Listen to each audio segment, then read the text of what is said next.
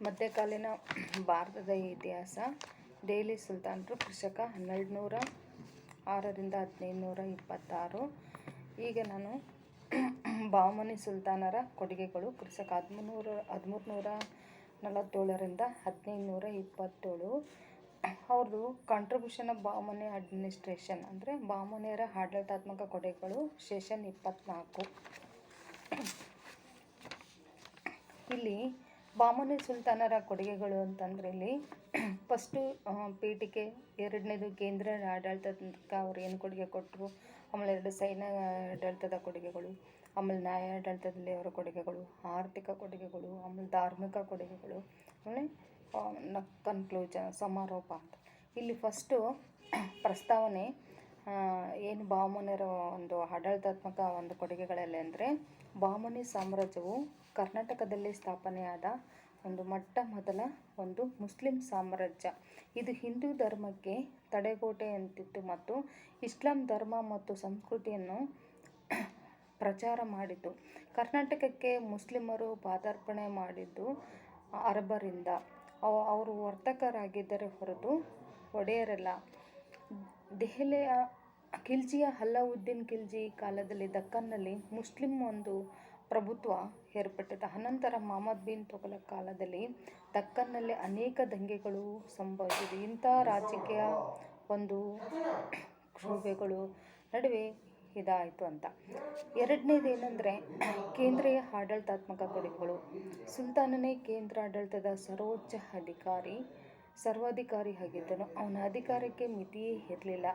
ಅವನೇ ರಾಜ್ಯದ ಸರ್ವಶ್ರೇಷ್ಠ ನ್ಯಾಯಾಧೀಶ, ಸೇನಾಧಿಕಾರಿ, ಧಾರ್ಮಿಕ ಮುಖಂಡನೂ ಆಗಿದ್ದನು.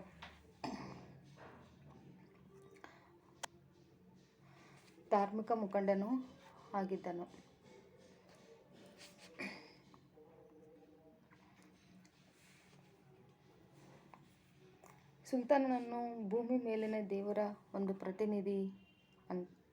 ದೇವರ ಪ್ರತಿನಿಧಿ ಎಂದು ಭಾವಿಸಲಾಗಿತ್ತು. ಸುಲ್ತಾನನ ಆನುವಂಶಿಕ ಒಂದು ಇದು ಏನಾಗಿತ್ತು, ಆ ಸುಲ್ತಾನತ್ವ ಆನುವಂಶಿಕವಾಗಿತ್ತು.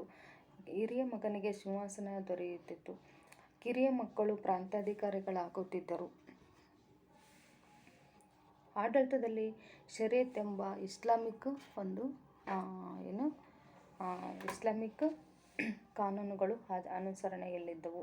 ಸುಲ್ತಾನನಿಗೆ ಆಡಳಿತದಲ್ಲಿ ಸಲಹೆ ಸಹಕಾರ ನೀಡಲು ಮಂತ್ರಿಮಂಡಲ ಇದ್ದಿತು. ಇಂಥ ಮಂತ್ರಿಗಳೆಂದರೆ ವಕೀಲ್ ಉಸ್ ಸುಲ್ತಾನತ್ ಪ್ರಧಾನಮಂತ್ರಿ, ಅಮೀರ್ ಜುಮ್ಲಾ ಅರ್ಥಸಚಿವ, ವಜೀರ್ ಅಶ್ರಫ್ ವಿದೇಶಾಂಗ ಮಂತ್ರಿ, ಸದರ್ ಜಹಾನ್ ನ್ಯಾಯಾಡಳಿತ ಮಂತ್ರಿ, ದಾನದತ್ತ ಮಂತ್ರಿ, ಅಮೀರ್ ಉಲ್ ಉಮ್ರಾ ಮಹಾದಂಡನಾಯಕ, ವಜೀರ್ ಕುಲ್ ಉಪಪ್ರಧಾನಿ, ಖಾಜಿ ನ್ಯಾಯಾಧೀಶ, ಆಮೇಲೆ ಪೆಸ್ತಾ ಸಾಮಾನ್ಯ ವ್ಯವಹಾರಗಳ ಮುಖ್ಯಸ್ಥ, ದಬೀರ್ ಮುಖ್ಯ ಕಾರ್ಯದರ್ಶಿ, ನಜೀರ್ ಮುಖ್ಯ ಲೆಕ್ಕಗ, ಕೊತ್ವಾಲ್ ನಗರ ರಕ್ಷಕ, ಆಮೇಲೆ ಪೊಲೀಸ್ ಆಯುಕ್ತ.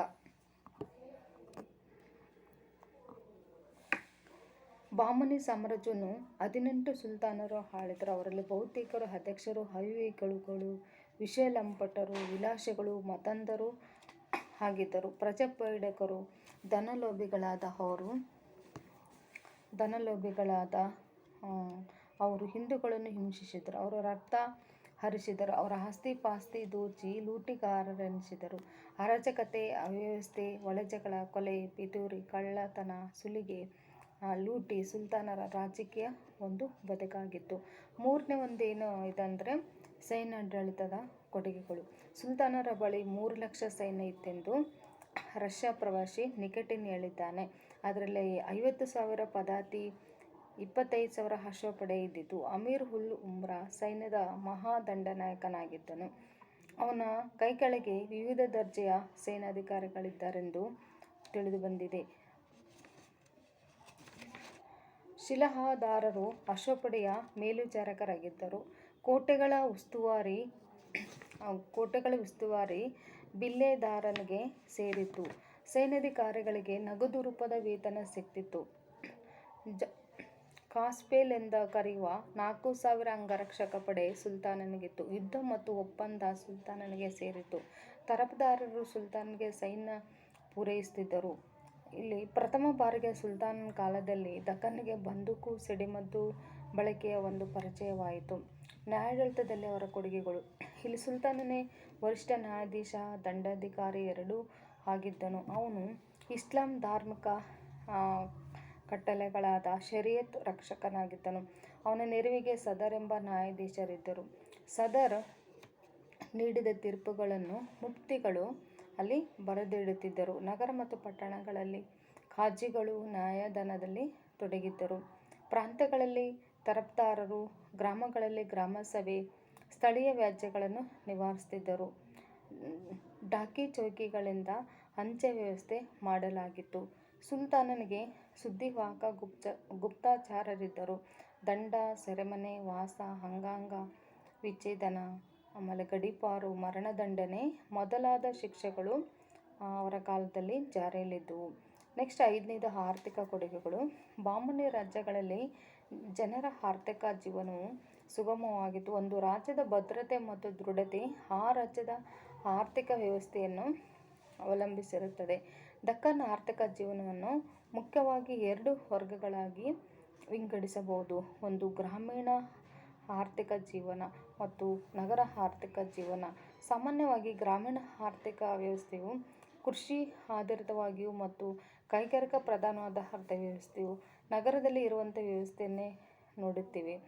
ಸುಲ್ತಾನರು ಕಟ್ಟಿಸಿದ ಭವ್ಯ ಕಟ್ಟಡಗಳು, ಸೌಧಗಳು, ಅವರ ವೈಭವಿತ ವಿಲಾಸಿ ಜೀವನವು ಅವರ ಅರ್ಥವ್ಯವಸ್ಥೆ ಶ್ರೀಮಂತವೂ ಮತ್ತು ಸಂಪದ್ಭರಿತವೂ ಆಗಿತ್ತೆಂದು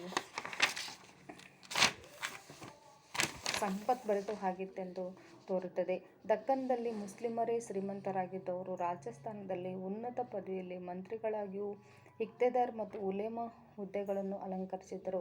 ಇದು ಸಮಾಜದ ಉನ್ನತ ವರ್ಗವಾಗಿತ್ತು. ರಾಜ್ಯದ ಬಹುತೇಕ ಆದಾಯ ಇದರಲ್ಲಿಯೇ ಇತ್ತು.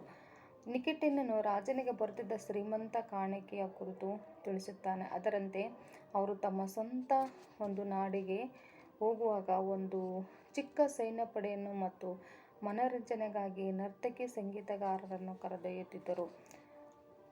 ಕೊನೆಯದು 6 ಧಾರ್ಮಿಕ ಕೊಡುಗೆಗಳು. ಮಧ್ಯಯುಗೀನ ದಕ್ಕನ್ ಇತಿಹಾಸದಲ್ಲಿ ಮಹತ್ವಪೂರ್ಣವಾದ ಕಾಲಘಟ್ಟವೆಂದರೆ ಧಾರ್ಮಿಕ ಸನ್ನಿವೇಶ. ಹಿಂದೂ ಮುಸ್ಲಿಂ ಮತ ಧರ್ಮಗಳಲ್ಲಿ ಅವರು ಇದ್ದ ಪ್ರವರ್ಧಮಾನ ಯುಗವೂ ಹೌದು ಆಗಿತ್ತು. ಧರ್ಮ, ದೇವರ ಹೆಸರಿನಲ್ಲಿ ಅನೇಕ ಕಾರ್ಯಕ್ರಮಗಳು, ಉತ್ಸವಗಳು ನಡೆಯುತ್ತಿದ್ದವು.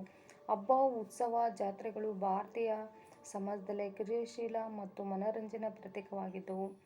ಹೋಳಿ, ರಥಸಪ್ತಮಿ, ಮಹಾನವಮಿ, ದೀಪಾವಳಿ, ಕಾರ್ತಿಕ, ಶಿವರಾತ್ರಿ, ರಾಮನವಮಿ, ಕೃಷ್ಣ ಜಯಂತಿ, ವಾಮನ ಜಯಂತಿ ಮೊದಲಾದ ಹಬ್ಬಗಳು ಆಚರಿಸಲ್ಪಡುತ್ತಿದ್ದವು. ಇಷ್ಟ ದೇವತೆಗಳ ರಥೋತ್ಸವಗಳು ಪೂಜಾ ವಿಧಾನಗಳಿಂದ ಮತ್ತು ಆ ಸಂದರ್ಭದಲ್ಲಿ ಜಾತ್ರೆಗಳೂ ನಡೆಯುತ್ತಿದ್ದವು. ಅವರು ತಮಗಿಷ್ಟವಾದ ವಸ್ತುಗಳನ್ನು ಕೊಳ್ಳಲು ಮತ್ತು ಮಾರಲು ಇಂಥ ಜಾತ್ರೆಗಳು ಒಳ್ಳೆಯ ಅವಕಾಶಗಳನ್ನು ಕಲ್ಪಿಸಿಕೊಡುತ್ತಿದ್ದವು. ಬಾಮನಿ ಸಾಮ್ರಾಜ್ಯದಲ್ಲೂ ಕೂಡ ಇವುಗಳಿಗೆ ಪ್ರೋತ್ಸಾಹವಿದ್ದಿತು. ನೆಕ್ಸ್ಟ್ ಕೊನೆಯದು ಸಮಾರೋಪ. ಹಸನ್ ಬಾಮನ್ ಶಾ ಬಾಮನಿ ವಂಶವನ್ನು ಸ್ಥಾಪಿಸಿ ತನ್ನ ಆಧಿಪತ್ಯ ವಿಸ್ತರಣೆಗೆ ತೊಡಗಿದನು. ಈತನ ಈ ನೀತಿ ನಂತರದ ಸುಲ್ತಾನರ ಕಾಲದಲ್ಲಿಯೂ ಮುಂದುವರಿದು. ವಿಜಯನಗರದೊಂದಿನ ನಿರಂತರ ಸಂಘರ್ಷ ಬಾಮನಿ ವಿನಾಶಕ್ಕೂ ಕಾರಣವಾಯಿತು. ನಂತರ ಶಾಹಿ ಸುಲ್ತಾನರಲ್ಲಿ ಪ್ರಭಾವಿತರಾಗಿದ್ದ ಬಿಜಾಪುರದ ಆದಿಲ್ ಶಾಹಿಗಳು ಇದೇ ಆಕ್ರಮಣ ನೀತಿಯನ್ನು ಮುಂದುವರಿಸಿದರು.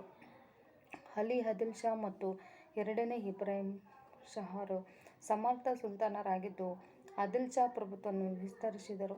2ನೇ ಇಬ್ರಾಹಿಮರ ಉದಾರ ಧಾರ್ಮಿಕ ನೀತಿಯನ್ನು ಅನುಸರಿಸಿದ್ದನಲ್ಲದೆ ಜಗದ್ಗುರು ಎಂದು ಕರೆಸಿಕೊಂಡನು. ಬಾಮನಿ ಮತ್ತು ಆದಿಲ್ ಶಾಹಿ ಸುಲ್ತಾನರು ಪಂಡಿತರ ಆಶ್ರಯದಾತರೂ ಆಗಿದ್ದು ಲಲಿತ ಕಲೆಗಳನ್ನು ಪೋಷಿಸಿಕೊಂಡು ಬಂದರು. ಈ ಕಾಲದಲ್ಲಿ ಜಗತ್ಪ್ರಸಿದ್ಧ ಸ್ಮಾರಕಗಳು ನಿರ್ಮಾಣಗೊಂಡಿದ್ದು ವಿಶೇಷವಾಗಿತ್ತು. Thank you.